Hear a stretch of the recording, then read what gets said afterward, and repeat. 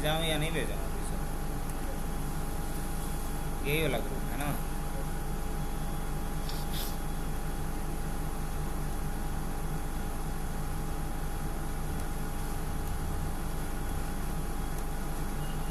यही दोनों था। और एट लास्ट इसके बाद हाँ ये कंप्लीट हुआ कहाँ पे बाइट्स। और यहाँ पे दो चीज़ें, पहला क्या CM और दूसरा क्या UTF-8। UTF-8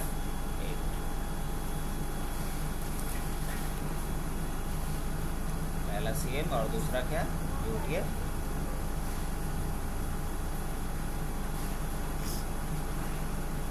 अब दोबारा रन करके देखता हूँ मैं, देखना एक्सेप्शन क्यों हैंडल करना ज़रूरी है, यही मेन समझना था ना आज के क्लास में। यहाँ क्लाइंट साइड से भी मैंने कनेक्ट किया। अब आ जाओ, देखो यहाँ पे आ गया welcome to duck chatting group, यहाँ भी आ गया थैंक्स फॉर कनेक्शन। अब ये बोलता है ये हेलो, अब ये मैसेज आया है यहाँ पे क्लाइंट साइड पे हेलो। अब ये बोलेगा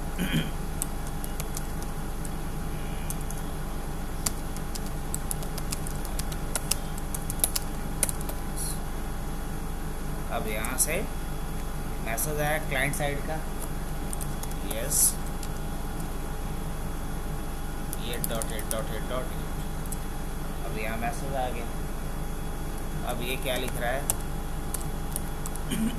थैंक्स। तो ये कन्वर्सेशन हो रहा है। अब इसने यहाँ पे मान लो क्या लिखा,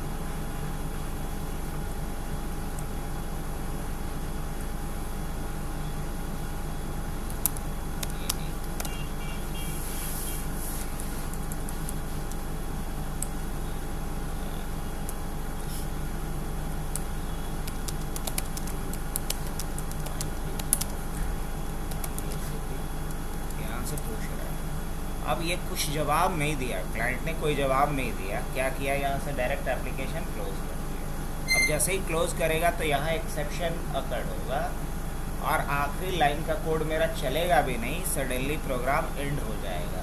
देखना जैसे ही मैं क्लोज करता हूँ, क्लाइंट साइड ने क्लोज किया और यहाँ हुआ क्या, प्रॉब्लम क्या आया? प्रॉब्लम ये आया कि अगर क्लाइंट साइड पे चाहे वो जानबूझ के या गलती से डायरेक्ट अगर एप्लीकेशन को क्लोज कर दिया तो प्रॉब्लम ये आ रहा है कि जो रिसोर्स रिलीज़ करने के लिए एप्लीकेशन को प्रॉपर एंड करने के लिए जो हमने कोड लिखे थे, क्या वो कोड चल पा रहा है? मेरा नहीं चल पा रहा है।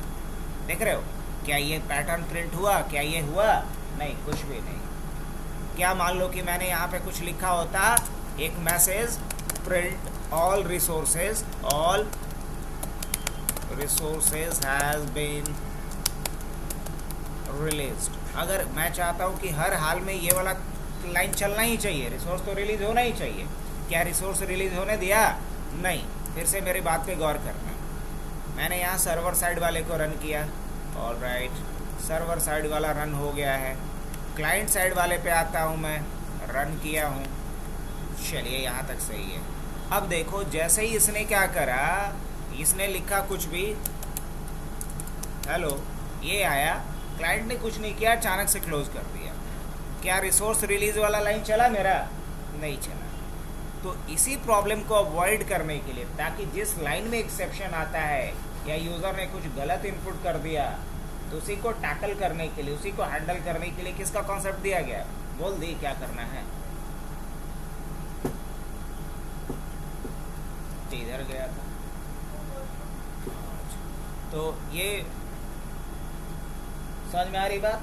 अब कैसे करेंगे, प्रॉब्लम तो समझ में आ गया। तो देखो, जिस लाइन में भी एक्सेप्शन आने का चांसेस है, उसे किस में रखना चाहिए? ट्राई ब्लॉक में। ये दिमाग में रख लो। तो एक्सेप्शन किस लाइन में आने का चांसेस है? इस लाइन में तो आने का चांसेस नहीं है, ये है नहीं। तो जिस भी लाइन में आपको अगर समझ में नहीं भी आए तो उसको किस में डाल दो? ट्राई ब्लॉक में डाल दो। लगता हो कि जिस लाइन में एक्सेप्शन आ सकता है उसको किस में डाल देना है? तो बेसिकली क्लाइंट का कहानी कहाँ से शुरू होता है? क्लाइंट का कहानी शुरू होता है यहाँ से, मतलब एक्सेप्शन आने का गुंजाइश कहाँ से कहाँ तक में? यहाँ से यहाँ तक में, अगर लॉजिकली देखा जाए तो। अगर ना बुझाए तो पूरे को डाल दो। लेकिन एक्चुअल में क्लाइंट से अफेक्टेड हमारा कोड कहाँ से कहाँ तक होगा? यहाँ से यहाँ तक, तो मैं इसको ट्राई में भी रख सकता हूँ। अगर इश्यू लगे, इतना समझ में नहीं आए, तो मैं दोनों लेवल पे करके दिखा देता हूँ। तो पहले लेवल पे मैंने यहाँ लिखा ट्राई। अच्छा, एक चीज़ बताओ कि इसमें एक्सेप्शन को डिटेक्ट कौन कर रहा है? पाइथन डिटेक्ट कर रहा है। तो बस हमें कर लेना क्या पड़ेगा? हैंडल। डिटेक्ट कर ही रहा है, थ्रो कर रहा है, तो हमें करना क्या है? हैंडल कर लेना है। तो जहाँ ट्राई ब्लॉक आपका ख़त्म हो रहा है, आप क्या लिखेंगे वहाँ पे? वहाँ पे आप लिखेंगे एक्सेप्ट एक्सेप्शन। क्या लिखेंगे? Accept exception. और एक्सेप्शन जैसे ही अकर्ड हो रहा है, तो यहाँ मैं लिख दूँ, एक मैसेज डाल देता हूँ। क्या? Chat terminated by client force। चलो, ऐसा हमने एक मैसेज डाल दिया। अब तो अगर क्लाइंट साइड से क्लोज होगा तो ये सारा लाइन चलेगा? जी हाँ, ये लाइन तो हर हाल में चलना है। तो जिस लाइन को हर हाल में चलाना है उसको किस में रखना चाहिए? फाइनली ब्लॉक में रखना चाहिए। जिस लाइन को हर हाल में चलाना है उसको किस में रखना है? फाइनली ब्लॉक में रखना है। तो देखो, चाहे एक्सेप्शन आए चाहे ना आए, तो जिन लाइन में एक्सेप्शन आने का गुंजाइश था उसको किस में रख दिया हमने? ट्राई ब्लॉक में। एक्सेप्शन को कैच करने के लिए हमने क्या लिखा? Accept exception. एक्सेप्शन जैसे ही अकर हो तो क्या मैसेज प्रिंट कर देना है? तो ये मैसेज प्रिंट कर देना है। और ये सारे लाइंस कब चलने हैं? चाहे एक्सेप्शन आए चाहे नहीं आए, हर हाल में चलना है। अब चलो दोबारा सेम प्रॉब्लम हम क्रिएट करेंगे क्लाइंट साइड से। क्लाइंट साइड को रन किया मैंने, यहाँ पे आ गया। यहाँ पे फिर मैंने लिखा हेलो।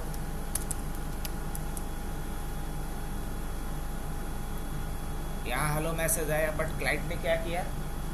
क्लोज किया। अब कोई फ़र्क नहीं, क्लाइंट क्लोज किया तो कहीं किया, लेकिन हमारा प्रोग्राम प्रॉपर तरीके से ही एंड किया। कैसे? देखो, यहाँ पे मैसेज भी आ गया, chat terminated by client, client फोर्सली।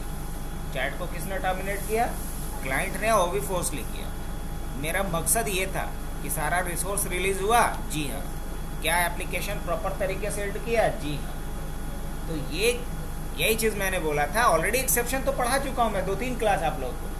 बस इसी चीज़ को यूज़ कर लेना है। आपको एक मेन मंत्र है वो याद रखना कि मुझे उन सारी चीज़ों को ट्राई ब्लॉक में रखना है। ट्राई ब्लॉक में उन सारे चीज़ों को रखना है। जैसे क्या?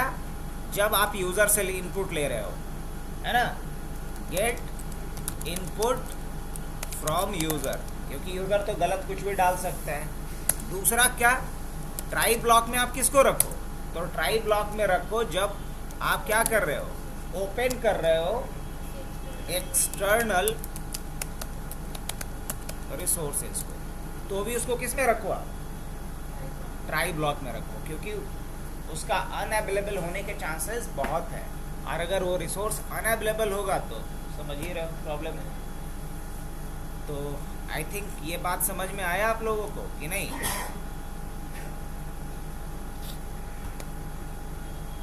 चाहो तो इसको थोड़ा और बेहतर भी बना सकते हो कि अगर दोनों तरफ से बाय कर दे। ऐसा कुछ बताया है कि नहीं आप लोगों को? बताया है ना इस वाले ग्रुप में? हाँ, कंडीशन लगाएंगे, मैसेज चेक करके कर सकते हैं कि नहीं? तो एक काम करो, प्रिया भी इसको आगे बढ़ाएगी थोड़ा, हम तब तक एग्ज़ाम भी एक शुरू कर देते हैं। लो, इसमें एक कंडीशन लगाओ कि दोनों तरफ से जो बाय बोल दे तो कम्युनिकेशन चैटिंग टर्मिनेट भी हो जाना चाहिए। और ये भी दिखाना चाहिए, मान लो इसने बाय किया तो क्लाइंट को दिखना चाहिए कि चैटिंग को एंड किसने किया? सर्वर ने। और अगर क्लाइंट ने बाय बोला तो सर्वर साइड पे दिखना चाहिए कि चैटिंग को क्लोज किसने किया है? क्लाइंट ने। समझ में आ रही बात? हो जाएगा? चलो करके दिखाओ। 5 मिनट का समय है, उसके बाद आगे बढ़ाते हैं। आज हम लोग ओप्स के बारे में थोड़ा सा, क्योंकि ओप्स सुनना पड़ेंगे तो मल्टी थ्रेडिंग समझ में ना आए।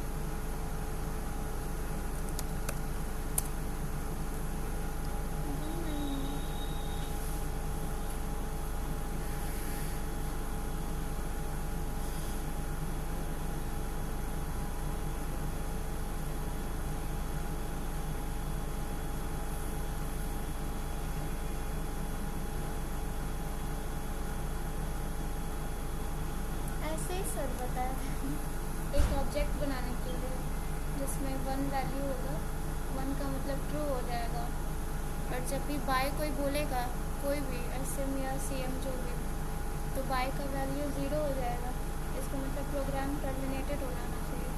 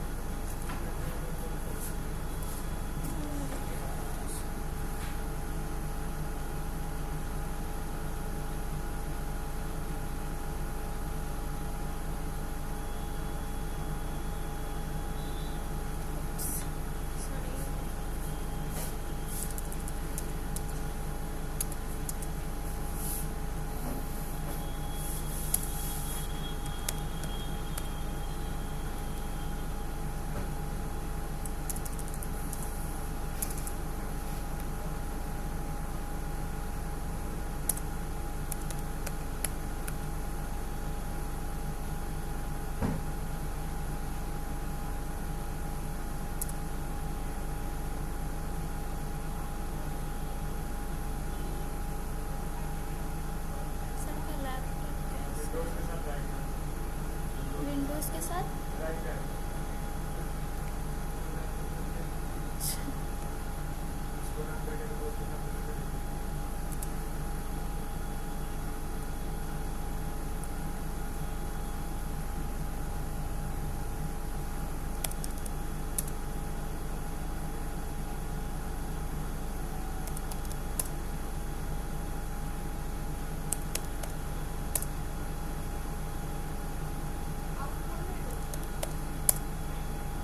फिर भी नहीं चलता।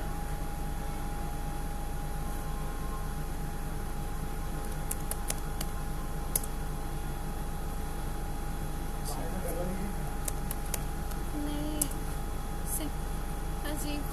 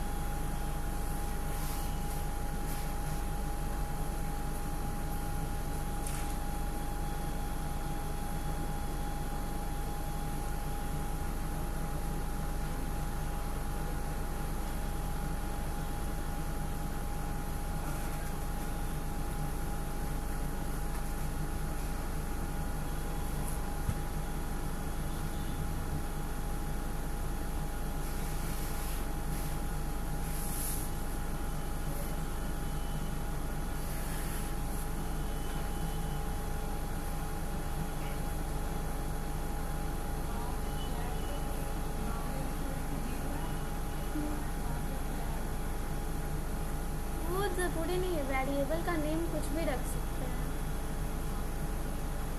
बट प्रॉब्लम ये है कि जब नेम तो रख दिए हैं, वैल्यू 1 रख ही दिए हैं और किसी वेरिएबल के अंदर, और इसको जब यहाँ पे 0 कर रहे हैं तो ये काम क्यों नहीं कर रहा है, जबकि पहले वाले प्रोग्राम में तो काम किया था।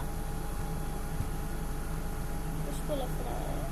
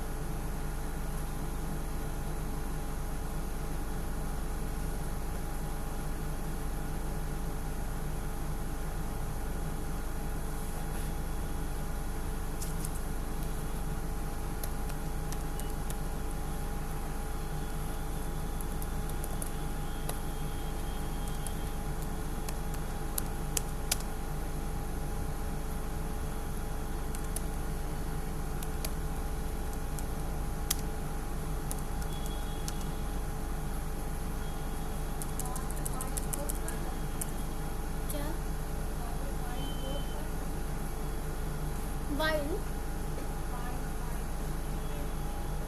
तो फाइल अभी बनाई ही नहीं है ना, इसमें फाइल यहाँ पे बनाते तब तो उसको क्लोज करते हैं।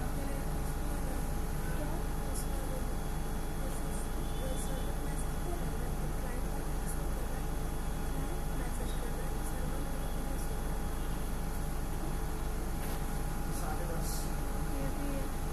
पता नहीं।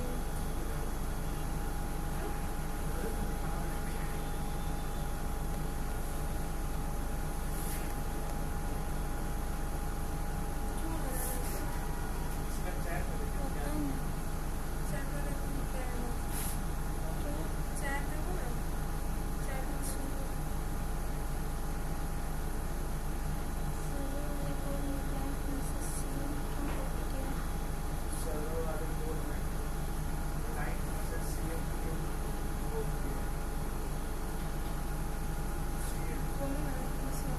अच्छा यहाँ वो क्लाइंट मैसेज का शॉर्ट फॉर्म है।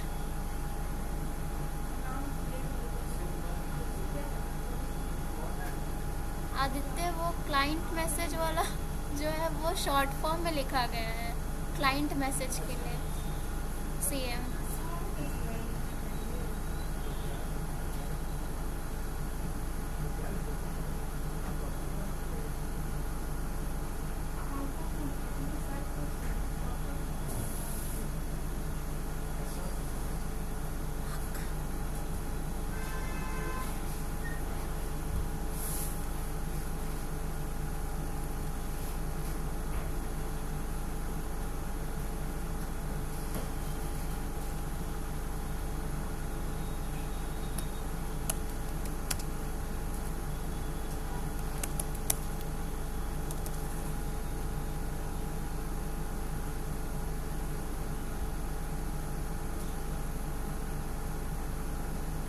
मैसेज का मतलब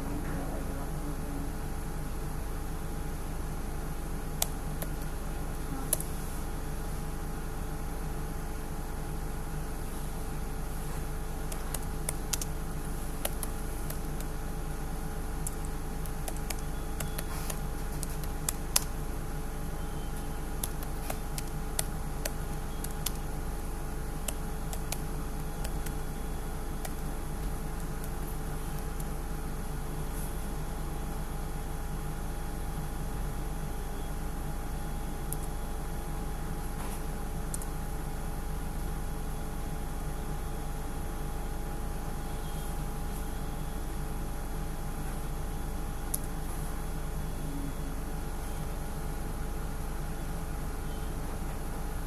यहाँ पे भी तो सेम चीज एक्सेप्शन आ सकता है ना, एक्सेप्शन वाला कोड क्लाइंट वाले साइड में भी लिख देते हैं।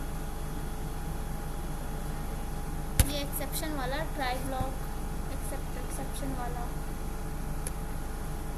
क्योंकि जो चीज़ इसमें एरर आ रहा है अगर सर्वर साइड वाला भी बिना बताए क्लोज कर दिया तो क्लाइंट वाले में तो एरर आएगा ही, तो यहाँ पे भी एक्सेप्शन आएगा तो लगा देते हैं।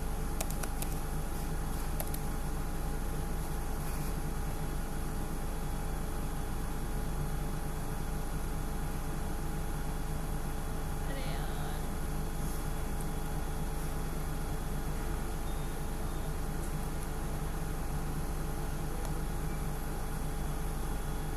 क्लास चलेगा।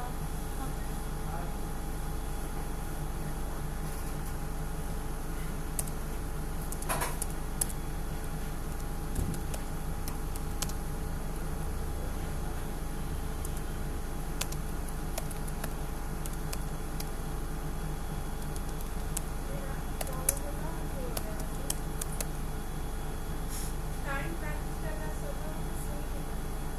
क्लाइंट मैसेज कर रहा है, अच्छा बाय वाला शो तो कर रहा है। आपका जरूर कुछ इशू होगा, आपका हम समझ चुके हैं। आप एक छोटे से चीज को लेकर कल से परेशान थे। अभी हम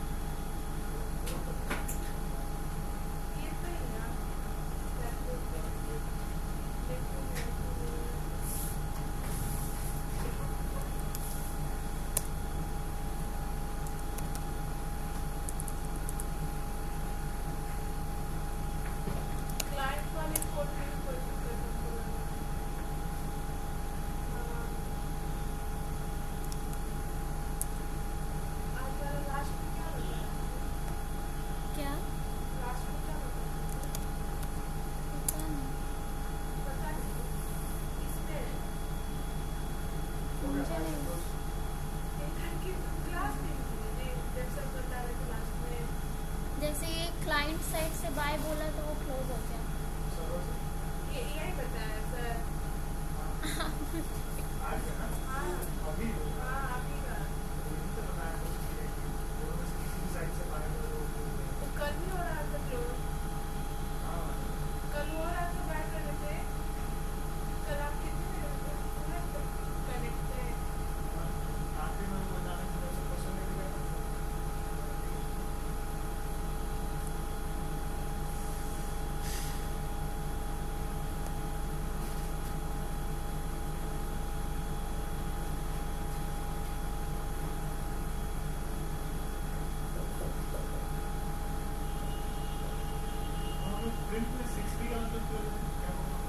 वो 60 टाइम्स स्टार प्रिंट कर देगा। सर क्लाइंट साइड से बाय बोल रहे हो तो एंड हो जाएगा, सर्वर साइड से बाय बोल रहे हो नहीं होगा। क्लाइंट को रेट करता है कि क्लाइंट भी बाय बोल रहा है। यही था ना, तो वाइल बाय। अरे ऐसे नहीं करना है बच्चा, इतना क्या मेहनत करेगी। ब्रेक किस दिन के लिए पढ़े थे हम लोग? ब्रेक किस दिन के लिए पढ़े हैं ना? ब्रेक कंटिन्यू पास। इतना मेहनत काहे कर रही है? अरे बाबा, अरे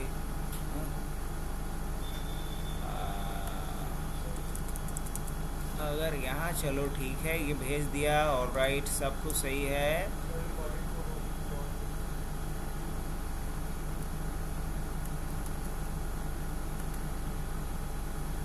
चल तो रहा है रिकॉर्डिंग। अगर ऐसे में मैसेज बाय है या ऐसे में मैसेज बाय है या फिर से बाय, अच्छा, या सीए में मैसेज बाय है, लेकिन दोनों में अंतर है। सीए में है तो कैसे पता चलेगा कि कौन एंड किया है? सीएम के लिए अलग लॉजिक लिखेंगे, एक अलग बार कंडीशन चेक करेंगे, इसीलिए तुम्हारा सीएम वाला नहीं पता चल रहा था, तुम दोनों को मिक्स कर दी थी। अलग उसके लिए लिखेंगे, S M equal to by या एस एम इक्वल टू अगर बाय है तो यहाँ एक मैसेज प्रिंट कर दो, और मैसेज क्या प्रिंट कर देते हैं? Chat ended by, chat LPG cylinder है देखो, एंडेड बाय, और क्या डालेंगे यहाँ पे? Server.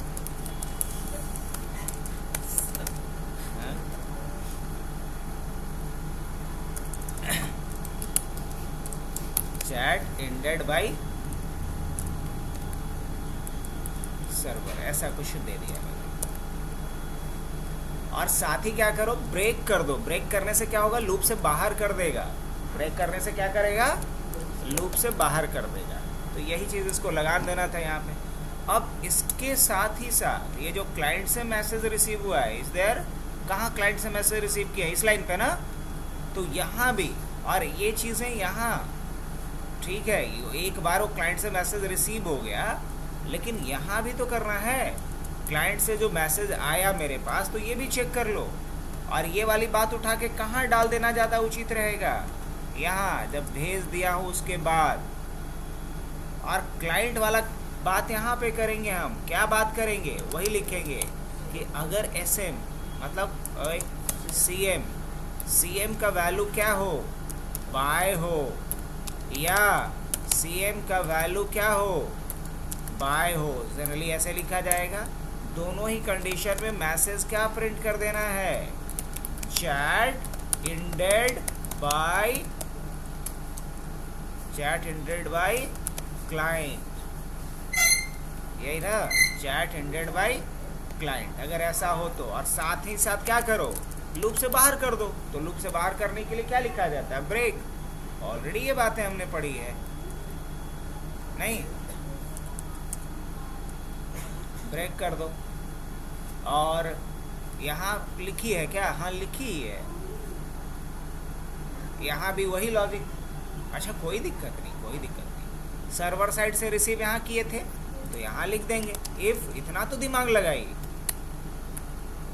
If S M equal to by और S M equal to by अगर ऐसा होता है तो मैसेज क्या प्रिंट कर देना है, मैसेज प्रिंट कर देना है chat ended by server, chat ended by server, और उसके बाद यहाँ से क्या कर देना है, मेरे को ब्रेक कर देना है ताकि लूप से बाहर कर दो।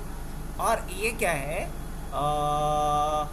CM इनपुट क्लाइंट, चलो बढ़िया। और यहाँ तुम ऑलरेडी लिखी है तो सर्वर वाला इसमें मिक्सअप जो हो रहा था उसको बस हटा देना है, दैट्स इट। अगर CM अगर बाय है या CM क्या है, बाय है, क्या बोल रही है, ये वाला, ये ना, हाँ हाँ हाँ हाँ हाँ, इतना हम नहीं मेहनत करवाएंगे आप लोगों से। बस यहाँ क्या लिखो, ट्रू लिख दो, इनफाइनाइट लूप बनाना ही है। तो यहाँ बाय भी नहीं लिखेंगे बल्कि यहाँ मैसेज दे देते हैं क्या, चैट एंडेड बाय क्लाइंट। तो ये बेहतरीन यूज हो गया किसका, कंडीशनल स्टेटमेंट का। और इसके साथ ही क्या कर दो, बाहर कर दो। अब देखो हम लोग रन करके देखते हैं। पहले इसको बंद कर लेते हैं क्योंकि ऑलरेडी कंसोल फुल हो चुका था, that's why. Waiting for client आ रहा है, इसको भी रन कर लेते हैं हम लोग। ये क्लाइंट का आउटपुट है, सर्वर का आउटपुट है। अब सर्वर बोलता है हेलो, आया, हाय। अब ये कन्वर्सेशन दोनों के बीच चल रहा है। अब ये यहाँ से क्या बोल देता है, बाय, क्या बोल देता है, बाय। अब जैसे ही ये बाय बोला तो यहाँ क्या आ गया, चैट एंडेड बाय सर्वर। साफ पता चला कि भाई किसने एंड किया है, मैंने खुद एंड किया है। और यहाँ पे क्या आ रहा है इसके पास, चैट एंडेड बाय सर्वर, इसको भी पता चल रहा है, सारा रिसोर्स इसका भी क्लियर हो रहा है। परफेक्ट, कोई दिक्कत नहीं। ये इस तरीके से सोच समझ के करना है। आपने सारा रिसोर्स को यूज करना सीख लिया, बस देखो कि कैसे उसको लगाना है। सिंटैक्स आपको पता है तो बस लॉजिक आपको पुट करना है। चलो इस बार हम क्या करने वाले हैं, क्लाइंट साइड से चैटिंग को एंड करने वाले हैं। ऑलराइट, यहाँ से रन कर लिया जाए। क्या लिखेंगे, हेलो, और ये आ गया हेलो। अब यहाँ से ये क्या करता है, अब बाय। ये क्लाइंट चैट के मूड में नहीं है, क्या कर देगा, बाय। जैसे ही बाय किया तो क्या आ रहा है, चैट एंडेड बाय क्लाइंट। और यहाँ इसको क्या दिख गया कि चैट किसने एंड किया है, परफेक्ट, यही तो चाहिए था। तो इधर क्लाइंट के लिए तुम बोलो ये है एक्सेप्शन हैंडल, तब ठीक है, तब होगा काम।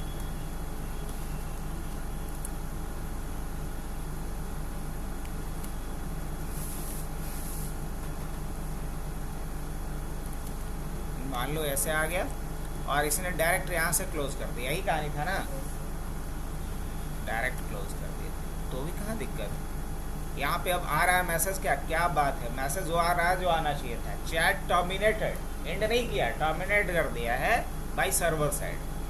परफेक्ट, ये तो एक मस्त सा बन गया एप्लीकेशन तुम्हारा। इसमें हमने क्या यूज़ किया, सॉकेट भी यूज़ किया, एक्सेप्शन को भी भरपूर यूज़ किया, कंडीशनल स्टेटमेंट भी यूज़ किया, लूप भी यूज़ किया। अब एक चीज़ और अगर पुटअप कर दो तो और मज़ा आ जाएगा, फाइल को इसमें डाल दो, डेटाबेस को डाल दो, ये किया जा सकता क्या। चलो अब ये चीज़ क्लियर हुआ, रिश्ता आपका। Yes sir. तो नेक्स्ट क्या टॉपिक बनता है अपना, एक्सेप्शन के बाद oops का ही है ना सर, oops था। oops, yes sir.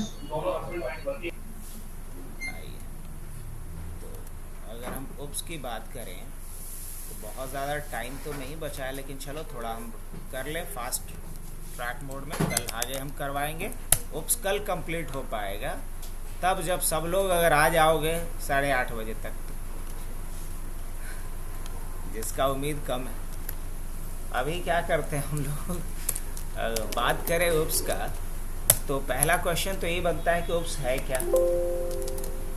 पहला क्वेश्चन ये बनता है कि oops है क्या। oops का फुल फॉर्म क्या होता है जी, object oriented programming style, object oriented programming style या सिस्टम बोल सकते हो। अब सबसे पहला सवाल आता है कि ओप्स है क्या, ओप्स क्या है? तो क्या बोल सकते हैं? It is a programming style और गाइडलाइन, प्रोग्रामिंग स्टाइल या गाइडलाइन है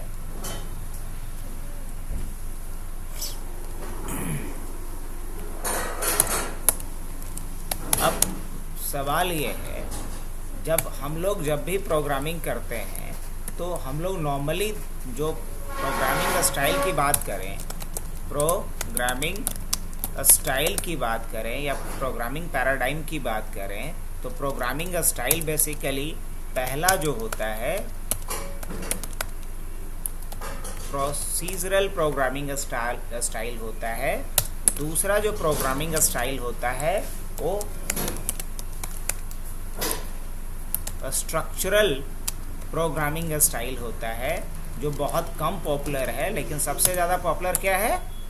ओप्स और प्रोसीजरल प्रोग्रामिंग स्टाइल। और तीसरा जो प्रोग्रामिंग स्टाइल होता है वो होता है ऑब्जेक्ट ओरिएंटेड। क्या बोलते हैं इसको? ऑब्जेक्ट ओरिएंटेड को ही शॉर्ट में क्या लिखते हैं हम लोग? ओप्स बोलते हैं। अब ज़रा इस बात को समझना कि इसमें क्या होता है कि अगर मान लो कि हमें क्या करना है, 5 स्टूडेंट का नाम और फ़ोन नंबर रखना है, 5 स्टूडेंट का नाम और फ़ोन नंबर रखना है, तो प्रोसीजरल में हम लोग क्या करते हैं कि जब जितना ज़रूरत होता है उतना हम वेरिएबल बनाते जाते हैं, जब जितना ज़रूरत पड़ता है उतना हम लोग फंक्शन को कॉल करते जाते हैं। मतलब पहले से इसका कोई फॉर्मेट बना हुआ नहीं रहता है, जब ज़रूरत पड़ा तब हम लोग वेरिएबल बना लिए, जब ज़रूरत पड़ा तो उस वेरिएबल में फंक्शन को कॉल करके वैल्यू डलवा दिए, जब ज़रूरत पड़ा तो उस वेरिएबल में रखे गए वैल्यू को एक्सेस कर लिए किसी पर्टिकुलर फंक्शन को यूज़ करके। तो प्रोसीजरल प्रोग्रामिंग स्टाइल का कोई प्रीडिफाइंड लेआउट या प्रोटोटाइप या फॉर्मेट या स्ट्रक्चर जो बोलो, ऐसा कोई फॉर्मेट इसमें नहीं होता है। अब अगर मान लो कि मुझे इसमें क्या करने हैं, 5 स्टूडेंट का नाम और फ़ोन नंबर रखना है, तो हमें क्या करना होगा? वेरिएबल ऐसे बनाना पड़ेगा, name 1, name 2, name 3, name 4, name 5, और उसके बाद फ़ोन नंबर अगर करना होगा तो लिखना पड़ेगा मुझे फ़ोन 1, फ़ोन 2,